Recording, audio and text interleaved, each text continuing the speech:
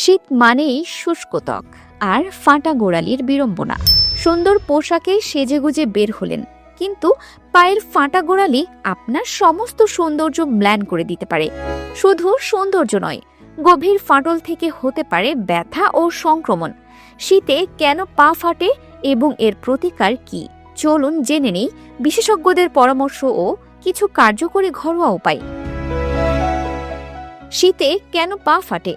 শীতকালে বাতাসে আর্দ্রতার পরিমাণ কমে যায়, যার প্রভাব পড়ে আমাদের ত্বকে। আমাদের শরীরের অন্যান্য অংশের তুলনায় পায়ের গোড়ালির ত্বক প্রাকৃতিকভাবেই অনেক শক্ত ও মোটা।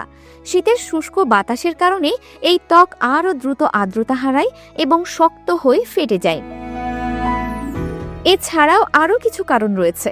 পানি শূন্যতা।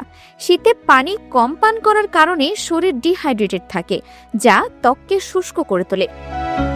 অপরিচ্ছন্নতা ও খালি পায়ে হাঁটা। ধুলোবালি ও খালি পায়ে হাঁটার কারণে পায়ে ময়লা জমে এবং ত্বক ফেটে যায়। পুষ্টির অভাব। ভিটামিন এ, সি, ই এবং জিঙ্কের অভাবেও পা ফাটার সমস্যা হতে পারে। অতিরিক্ত ওজন, দীর্ঘক্ষণ দাঁড়িয়ে কাজ করা, ডায়াবেটিস বা থাইরয়েডের সমস্যা থাকলে পা ফাটার ঝুঁকি বাড়ে। পা ফাটা রোধে করণীয় ও ঘরোয়া প্রতিকার। পা ফাটার সমস্যা থেকে মুক্তি পেতে হলে পায়ের ত্বককে নরম ও আর্দ্র রাখা সবচেয়ে জরুরি। কিছু কার্যকরী ধাপ ও ঘরোয়া উপায় আলোচনা করা হলো। ধাপ 1, পা পরিষ্কার ও স্ক্রাবিং। প্রতিদিন রাতে ঘুমানোর আগে বা গোসলের সময় পা পরিষ্কার করা উচিত।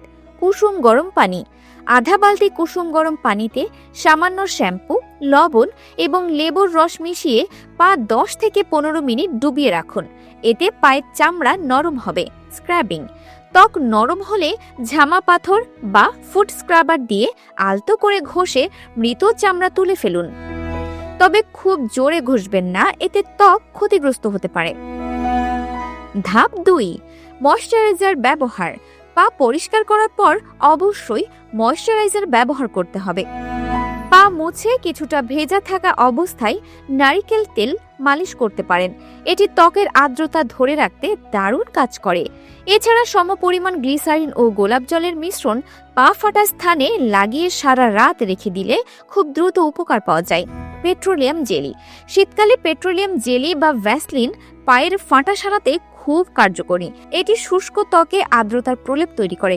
রাতে ঘুমানোর আগে পুরো করে পেট্রোলিয়াম জেলি লাগিয়ে মোজা পরে ঘুমালে সকালে পা অনেক নরম থাকে।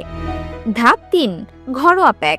মধু ও কলার খোসা। মধুর অ্যান্টিব্যাকটেরিয়াল উপাদান ফাটা গোড়ালিকে সংক্রমণের হাত থেকে রক্ষা করে এবং আর্দ্রতা ধরে রাখে। মধু সরাসরি ফাটা স্থানে লাগিয়ে 20 মিনিট পর ধুয়ে ফেলুন। পাকা কলা। পাকা কলা চটকে গোড়ালির ফাটা অংশে লাগিয়ে 10 থেকে 15 মিনিট রেখে দিন। এটি ত্বককে প্রাকৃতিকভাবে নরম করে। প্রতিরোধমূলক ব্যবস্থা। জুতা ও মোজা। শীতে যতটা সম্ভব পা ঢাকা জুতা এবং সুতির মোজা ব্যবহার করুন। এটি ধুলোবালি ও ঠান্ডা বাতাস থেকে পা রক্ষা করবে। পর্যাপ্ত পানি পান।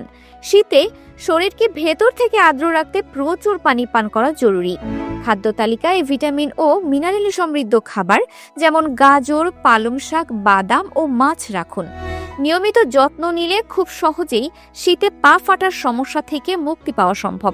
তবে ঘরোয়া উপায়েও যদি ফাটল না কমে বা রক্তপাত ও তীব্র ব্যথা হয়, তবে অবশ্যই চর্মরোগ বিশেষজ্ঞের পরামর্শ নেওয়া উচিত।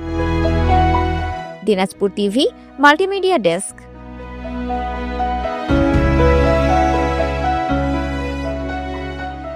দিনাজপুর টিভি মানুষের জীবনের কথা বলে।